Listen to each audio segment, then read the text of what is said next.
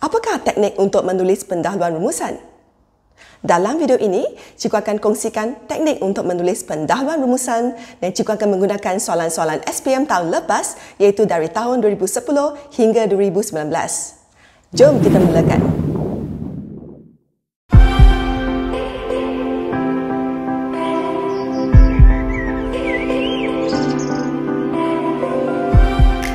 Hai semua. Nama saya Cikgu Shirley dan selamat datang ke channel Cikgu.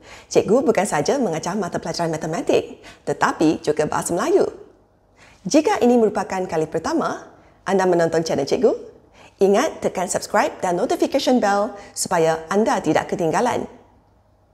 Jika anda ingin tahu teknik untuk menulis pendahuluan rumusan, teruskan menonton video ini.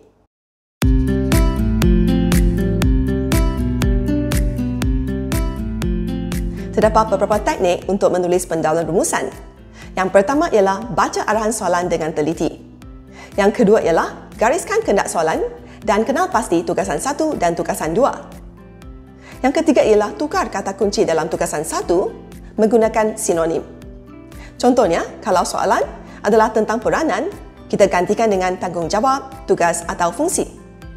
Kalau soalan adalah tentang faktor, kita boleh gantikan dengan punca atau sebab. Kalau soalan adalah tentang usaha, kita boleh gantikan dengan langkah, cara, tindakan, kaedah atau strategi. Kalau soalan adalah tentang faedah, kita boleh gantikan dengan kebaikan, manfaat atau kepentingan. Kalau soalan adalah tentang kesan, kita boleh gantikan dengan implikasi, impak atau akibat. Kalau soalan adalah tentang ciri, kita boleh gantikan dengan kriteria, sifat atau elemen. Kalau soalan adalah tentang kekurangan, kita boleh gantikan dengan kepincangan, keburukan atau kelemahan. Kalau soalan adalah tentang masalah, kita boleh gantikan dengan kekangan, cabaran, rintangan atau halangan. Kalau soalan adalah tentang tujuan, kita boleh gantikan dengan maklumat atau objektif.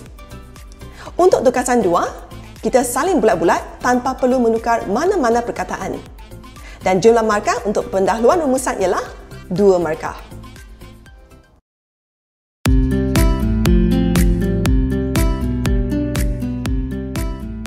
Mari kita lihat soalan SPM 2010.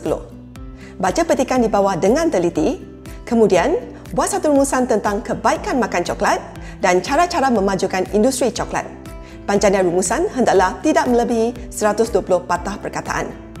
Dalam soalan ini, kita perlu kenal pasti tugasan 1 dan tugasan 2. Tugasan 1 ialah kebaikan makan coklat. Dan dalam tugasan 1, kita perlu tukar perkataan kebaikan kepada perkataan lain dengan menggunakan sinonim.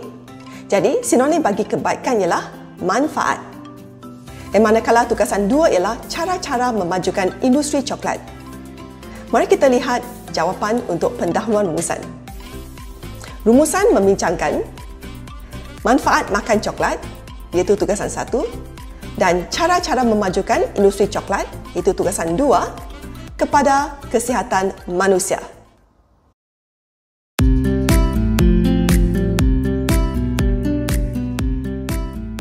Mari kita lihat soalan SPM 2011.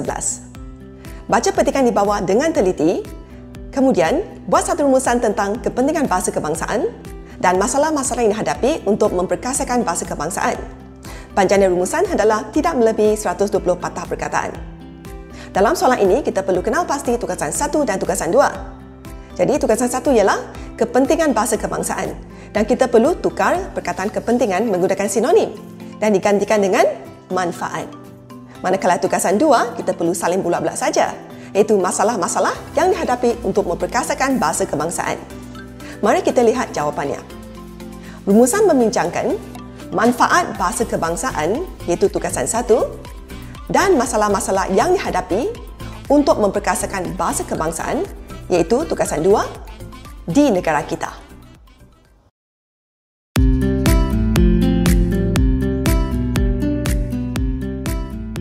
Mari kita lihat soalan SPM 2012. Baca petikan di bawah dengan teliti, kemudian buat satu rumusan tentang faktor-faktor pemilihan Malaysia sebagai destinasi pelancongan kesihatan dan faedah-faedah industri pelancongan kesihatan kepada negara kita. Panjangnya rumusan hendaklah tidak melebihi 120 patah perkataan. Jadi bagi soalan ini, kita perlu kenal pasti tugasan 1 dan tugasan 2. Tugasan 1 ialah faktor-faktor pemilihan Malaysia sebagai destinasi pelancongan kesihatan. Ya, kita perlu tukar faktor-faktor menggunakan sinonim. Jadi, sinonim bagi faktor-faktor ialah punca-punca. Manakala bagi tugasan 2 ialah faedah-faedah industri pelancongan kesihatan kepada negara kita. Yang ini kita saling bulat-bulat saja. Mari kita lihat jawapannya. Rumusan membincangkan punca-punca pemilihan Malaysia sebagai destinasi pelancongan kesihatan dan faedah-faedah industri pelancongan kesihatan kepada negara kita.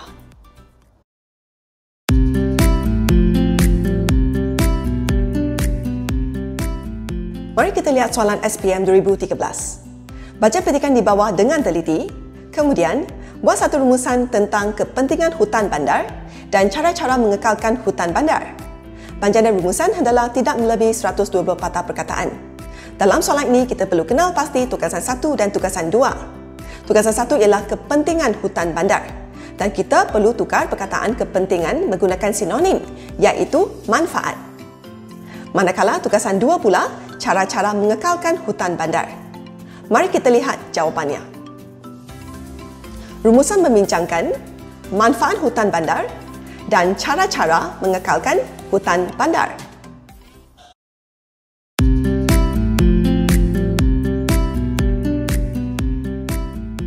Mari kita lihat soalan SPM 2014. Baca petikan di bawah dengan teliti, kemudian buat satu rumusan tentang peranan kaunselor dan langkah-langkah untuk menggalakkan murid mendapatkan khidmat kaunselor. Panjang rumusan hendaklah tidak melebihi 120 patah perkataan. Jadi dalam soalan ini, kita perlu kenal pasti tugasan 1 dan tugasan 2. Tugasan 1 ialah peranan kaunselor dan kita perlu tukar perkataan peranan menggunakan sinonim, iaitu tanggungjawab. Manakala tugasan 2 ialah langkah-langkah untuk menggalakkan murid mendapatkan khidmat kaunselor. Mari kita lihat jawapannya. Rumusan membincangkan tanggungjawab kaunselor dan langkah-langkah untuk menggalakkan murid mendapatkan khidmat kaunselor di sekolah.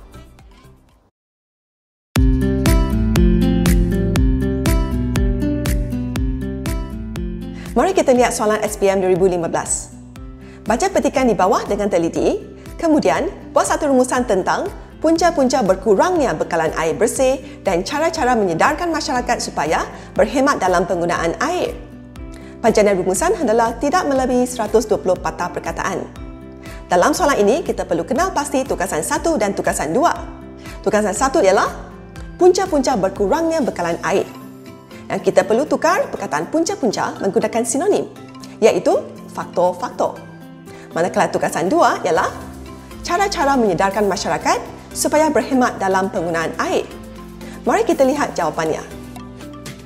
Rumusan membincangkan faktor-faktor berkurangnya bekalan air bersih dan cara-cara menyedarkan masyarakat supaya berhemat dalam penggunaan air di Malaysia.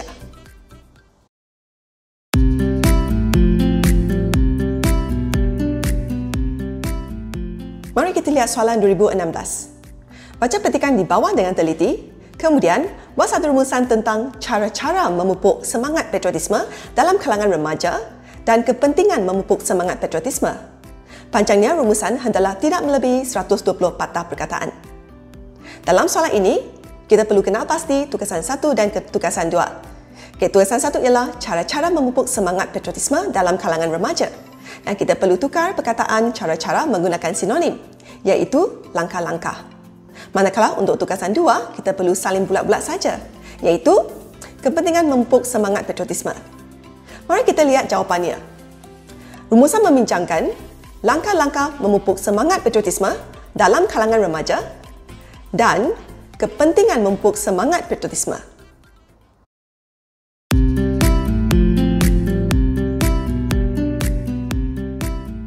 Mari kita lihat soalan SPM 2017. Baca petikan di bawah dengan teliti, kemudian buat satu rumusan tentang faedah-faedah pembelajaran komponen sastra Komsas dan cara-cara pihak sekolah menarik minat murid mempelajari Komsas. Panjang rumusan hendaklah tidak melebihi 120 patah perkataan. Dalam soalan ini, kita perlu kenal pasti tugasan 1 dan tugasan 2. Tugasan 1 ialah faedah-faedah mempelajari komponen sastra Komsas Dan soalan ini, faedah-faedah kita perlu tukar menggunakan sinonim.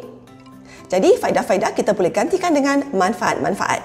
Manakala tugasan 2 ialah cara-cara pihak sekolah menarik minat murid mempelajari Komsas. Mari kita lihat jawapannya. Rumusan membincangkan manfaat-manfaat pembelajaran komponen sastra Komsas dan cara-cara pihak sekolah menarik minat murid mempelajari Komsas.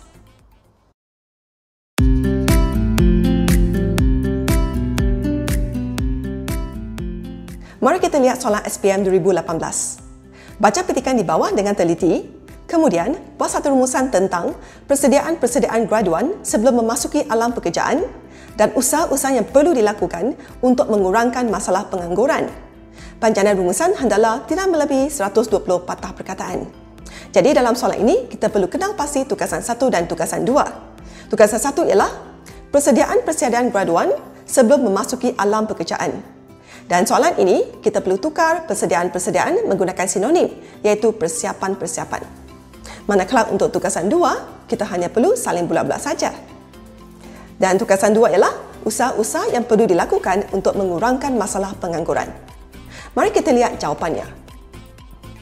Rumusan membincangkan persiapan-persiapan graduan sebelum memasuki alam pekerjaan dan usaha-usaha yang perlu dilakukan untuk mengurangkan masalah pengangguran di negara kita.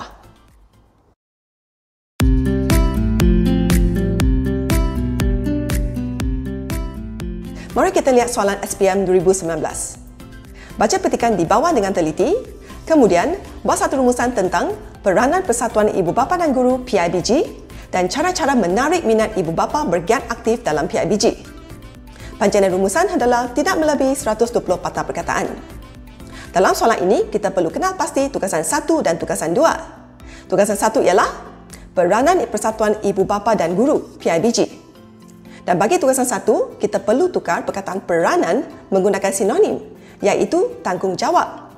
Manakala untuk tugasan 2, kita hanya perlu saling bulat-bulat saja, iaitu cara-cara menarik minat ibu bapa bergiat aktif dalam PIBG. Mari kita lihat jawapannya. Rumusan membincangkan tanggungjawab Persatuan Ibu Bapa dan Guru PIBG dan cara-cara menarik minat ibu bapa bergiat aktif dalam PIBG. Setakat di sini sajalah video untuk kali ini. Ingat tonton video cikgu, iaitu teknik menulis penutup rumusan yang akan datang tidak lama lagi. Bye!